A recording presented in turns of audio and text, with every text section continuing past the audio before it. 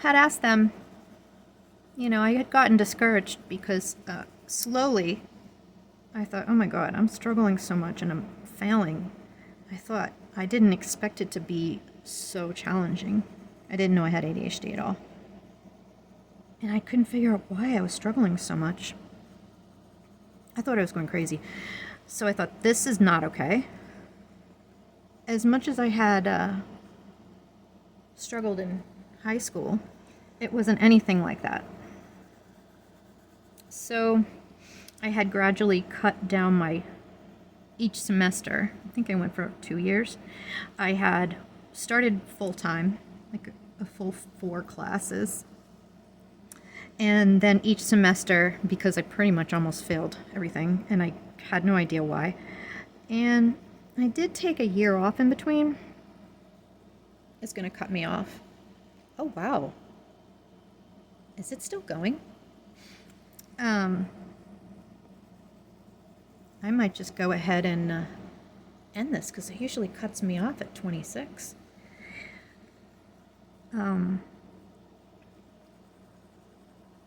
I lost my train of thought.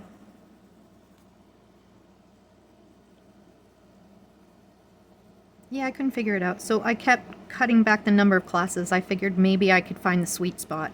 Each semester I'd cut another class. So I got to the point that I was taking like one hard class, but always fun classes, the ones I was interested in. It was not sustainable to do that. And eventually I got so discouraged because I'm like, I'm never going to graduate. And it was just a 2-year degree. It was a community college. I'm like, I'm never going to leave.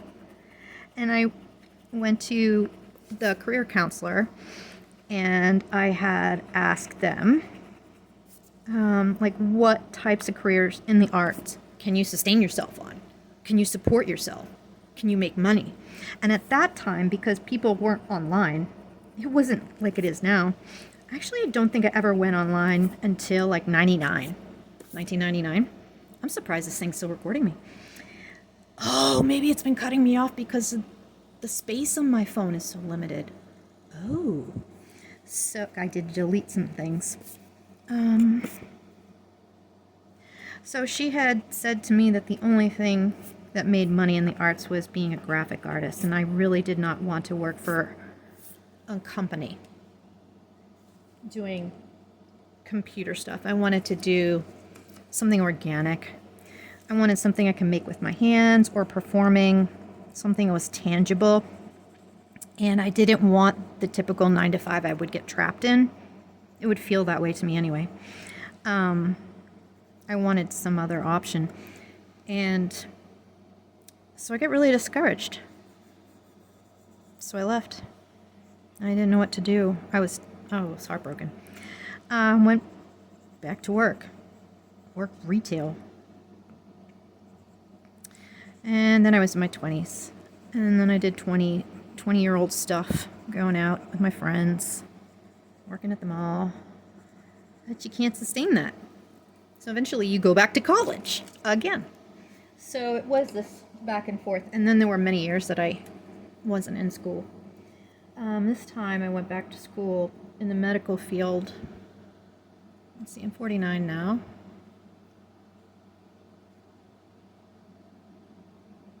That was 12 years ago. So I was 37, 36. That's quite a difference in age. I didn't think I was going to do well.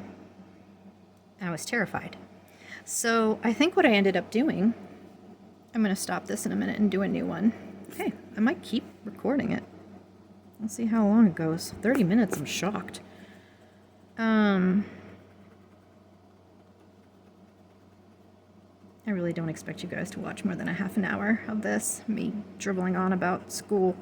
But if you have ADHD, this might be of interest to you. So when I was approaching my late 30s, I was working as a beauty department manager in a local retail company. And I did love it, but I thought retail, it wasn't technically a manager, and they've since changed the position. So it's associate or advisor, and they've since got rid of it. for a lot of these stores, from what I understand. But I thought, I'm not going to be able to pay my mortgage. I'm not going to be able to get a house. I'm not going to be able to pay my debt. I'm not going to be able to be there for my family, which I really wanted to help my parents when they got older.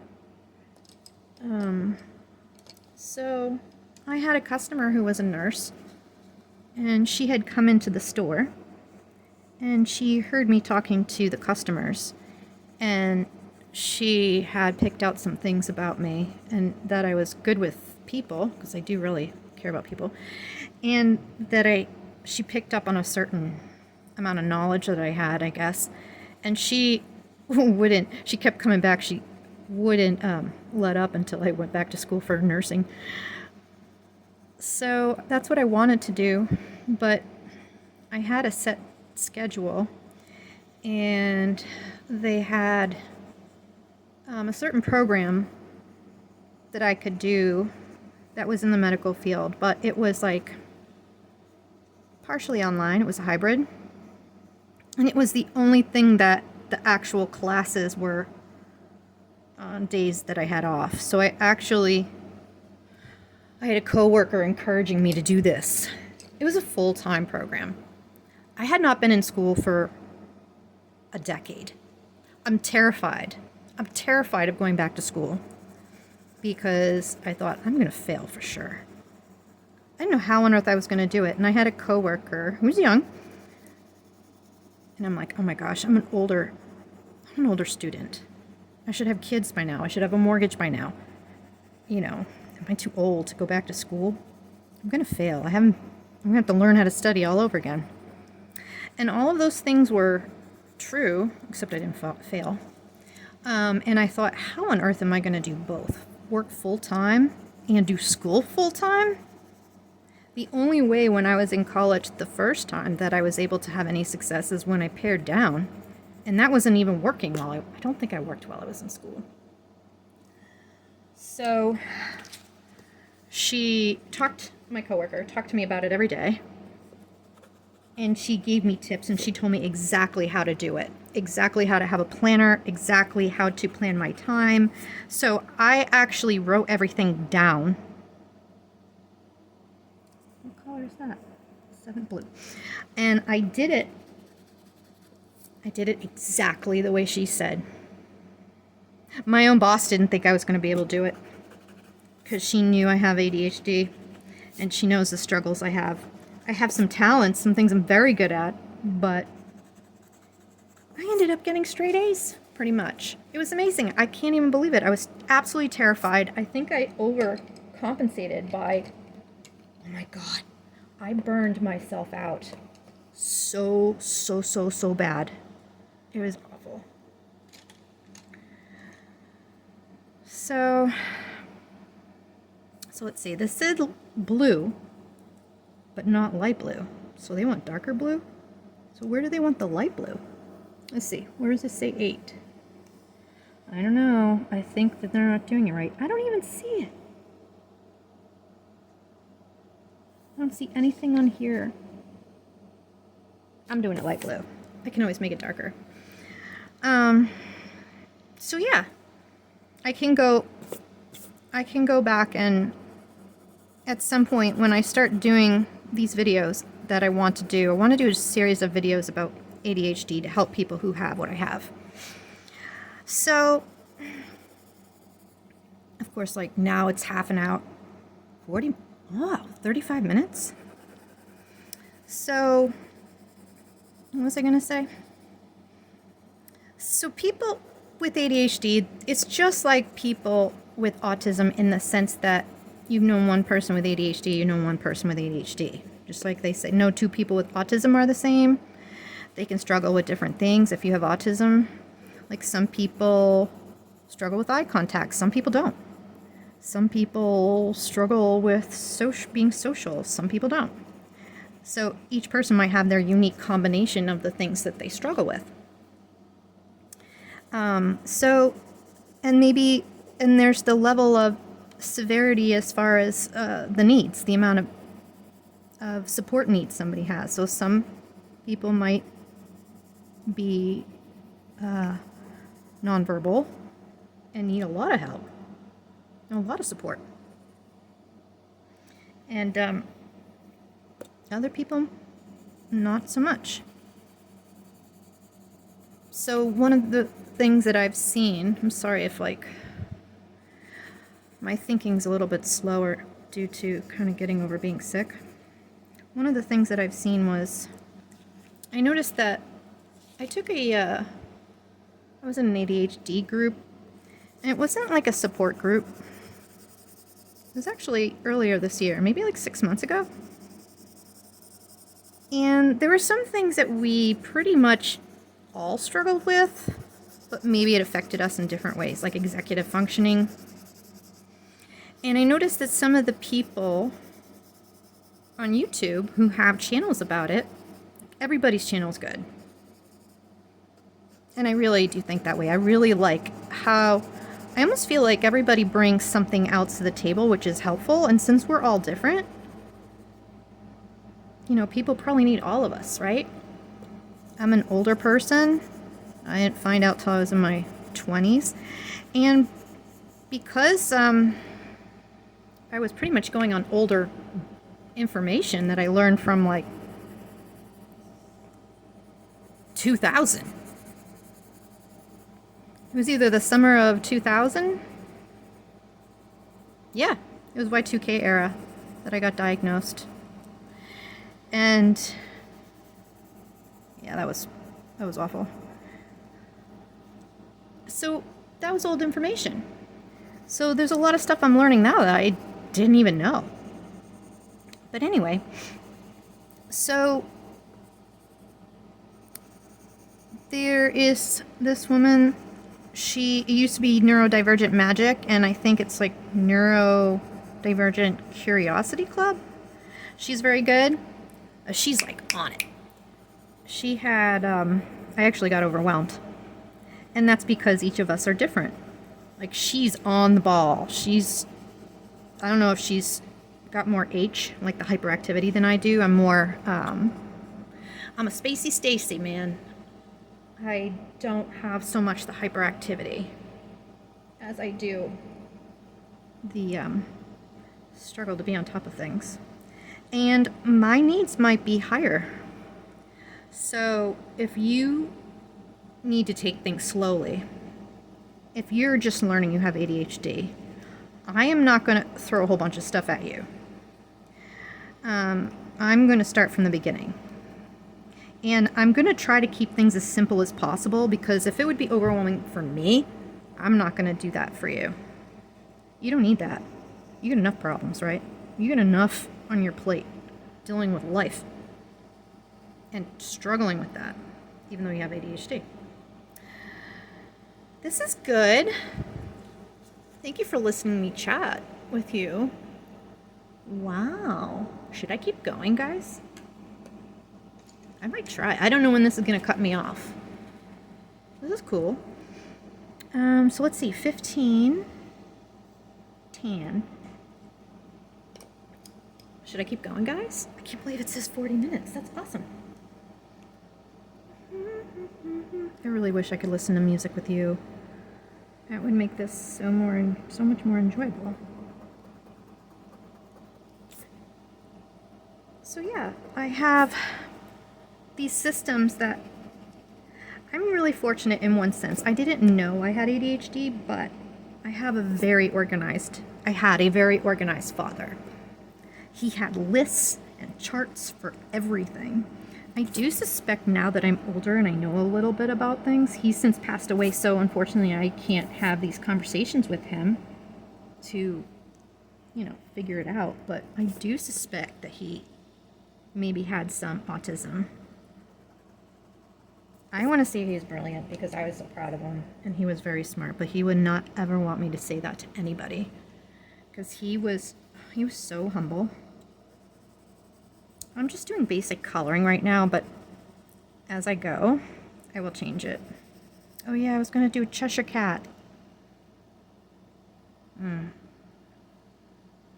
I'll do that in the next one. I don't know, maybe I'll still be able to do something over the blue. I'll keep it light for now. And So yeah, I want to do. So yeah, I learned charts and different things from my father because he was using them for organizing himself. You know, he was a jogger when I was little, and he had this exercise log, where he kept track of how many miles exactly he jogged every day. He had, this is pretty good for the 80s. He had a watch or something, because this is the 80s. They monitored his heart rate, and so he kept track of everything. And he taught me that. I don't think I ended up, I think I was going to do jogging with him, but I was 11. I was little. I couldn't do that. But yeah, so I kind of tried to do that for myself when I was having trouble in college and in school. And then in my 20s, when I moved out, I noticed that I had such a hard time keeping on top of cleaning, which I still do. Because who wants to do the cleaning? But then it gets really overwhelming. So I was trying to come up with something that I could do daily, that if I could figure out a way to simplify it and keep track so I can mark it that I did it every day, but maybe take me like 10 minutes.